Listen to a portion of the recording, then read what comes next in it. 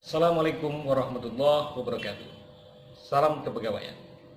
Berjumpa lagi bersama kami Bapak Ibu, pengelola unit kepegawaian pada kantor Kementerian Agama Kabupaten Kampar.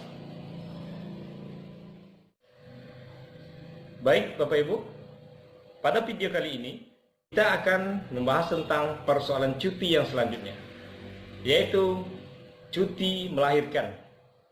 Adapun untuk cuti melahirkan Bapak Ibu, ada beberapa persyaratan tertentu yang mesti kita pahami untuk melaksanakan cuti melahirkan bagi PNS ibu-ibu tentunya ketika melahirkan. Yang pertama Bapak Ibu, para PNS yang melahirkan anak pertama sampai ketiga dalam posisi statusnya sebagai PNS.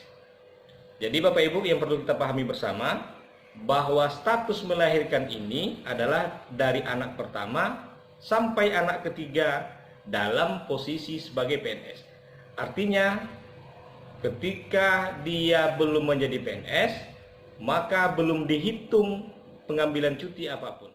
Ketika contohnya dia pernah menjadi honorer, maka dia melahirkan anak pertama atau kedua, maka ketika dia menjadi PNS, maka yang 1-2 sebelum PNS ini tidak dihitung.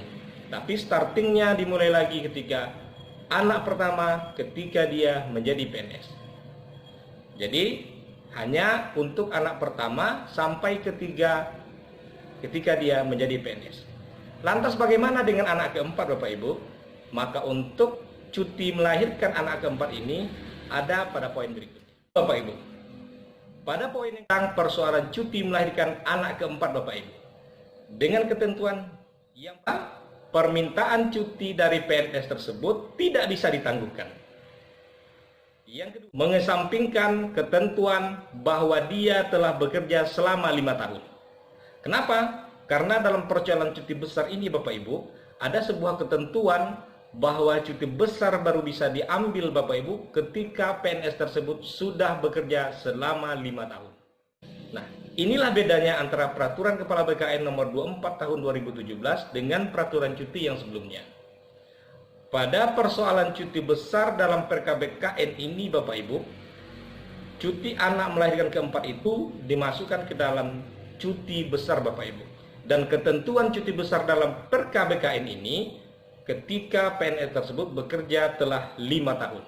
Sementara pada peraturan pemerintah sebelumnya, PNS tersebut jika ingin cuti besar, maka mesti punya masa kerja minimal 6 tahun. Inilah bedanya Bapak Ibu. Yang ketiga Bapak Ibu, tentang ketentuannya, bahwa cuti besar melahirkan anak keempat ini masanya atau rentang masanya sama dengan cuti melahirkan Bapak Ibu. Jadi walaupun cutinya berbeda, cuti melahirkan anak keempat namanya cuti besar, tapi masa cuti besarnya, masa cuti melahirkannya sama dengan masa cuti PNS yang melahirkan. Selanjutnya, poin yang ketiga, bahwa lama melaksanakan cuti melahirkan ini Bapak Ibu adalah maksimal 3 bulan.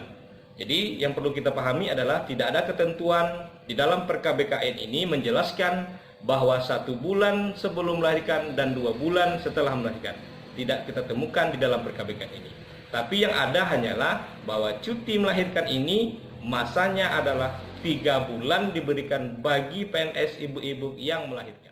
Dan yang terakhir Bapak Ibu, yang keempat, selama menjalankan cuti melahirkan ini, ibu-ibu berhak atau PNS itu berhak mendapatkan gaji, mendapatkan tunjangan dan tunjangan kinerja sesuai dengan peraturan dan regulasi yang berlaku Bapak Ibu. Nah Bapak Ibu, demikian tentang cuti melahirkan, tentu fokusnya terhadap ibu-ibu pegawai negeri sipil kita. Jadi diharapkan dengan sampainya informasi ini kepada kita bersama, kita bisa lebih tahu tentang bagaimana tata cara untuk melaksanakan cuti melahirkan tersebut. Demikian Bapak Ibu, mohon maaf atas segala kehilafannya. Terima kasih atas segala perhatiannya. Wassalamualaikum warahmatullahi wabarakatuh. Salam kepegawaian.